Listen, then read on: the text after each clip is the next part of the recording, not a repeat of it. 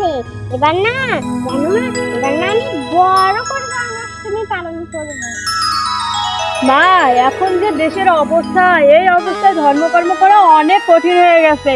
আর এখন তো মানুষ ভগবানকে বিশ্বাস করতেই চায় না। না মা, আমি ভগবানের প্রতি অনেক বিশ্বাস করি। তুমি যাও সবাইকে যে বলো।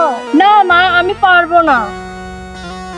তাহলে চলো না, আমরা দুজনেই যে বলি, সবাইকে বলবো আর প্রণামী নেব। চলো তাহলে যাই।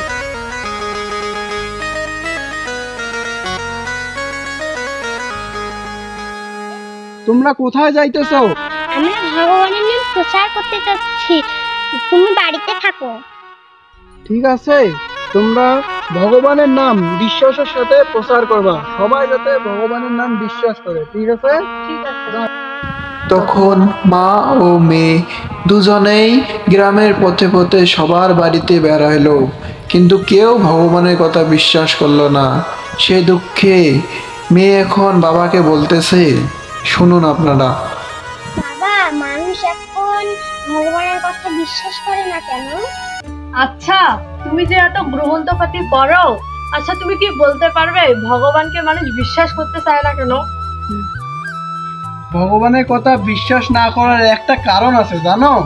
কি সেটা কারণ? হচ্ছে শ্রীমদ্ ভগবদ গীতায় 7ম অধ্যায় 15 নম্বর শ্লোকে বলেছেন, ন মাম দৃষ্কিন মুরা উপাদন্তে নরাধমা মায়া অপহৃত জ্ঞানা আসুরম ভাবামাশ্রিতা। মানে যারা হচ্ছে অসুর প্রকৃতি ব্যক্তি, ঠিক আছে, তারা ভগবানের কথা শুনতেছে না। মূঢ় নরাধম, মায়ার দ্বারা তাদের জ্ঞান অপহৃত হয়েছে এবং যারা আসুরিক ভাবা সম্পূর্ণ, সেই সমস্ত দুষ্কারীরা কখনো আমার শরণাগত হয় না। এর অনুবাদ, এখানে ভগবান শ্রীকৃষ্ণের শরীর থেকে অসংখ্য ব্রহ্মাণ্ড সৃষ্টি হয়েছে। এখানে বলেছে যে তার লোমকূপ থেকে অসংখ্য ব্রহ্মাণ্ড সৃষ্টি করেন। তার যে আমাদের যেমন শরীরের লোম আছে না, এরকম অনেকগুলো তার লোম, যতগুলো লোম আছে তার লোম থেকে ততগুলো ব্রহ্মাণ্ড সৃষ্টি হয়েছে। তো আমাদের এই যে পৃথিবীটা যে আছে, এরকম পৃথিবী হাজার হাজার কোটি কোটি পৃথিবী আছে, অসংখ্য পৃথিবী রয়েছে। তো ভগবান সব পৃথিবীরে খবর রাখেন। তো আমাদের সামান্য এই পৃথিবী, আমাদের এই পৃথিবীটা হচ্ছে একটা সামান্য পৃথিবী।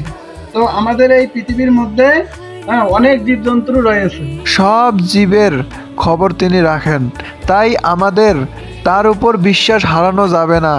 তারকে বিশ্বাস করতেই হবে, তাহলে আমরা ভক্তি জীবনে উন্নতি করতে পারবো। ঠিক আছে, এখন থেকে আমাদের ভগবানকে বিশ্বাস করা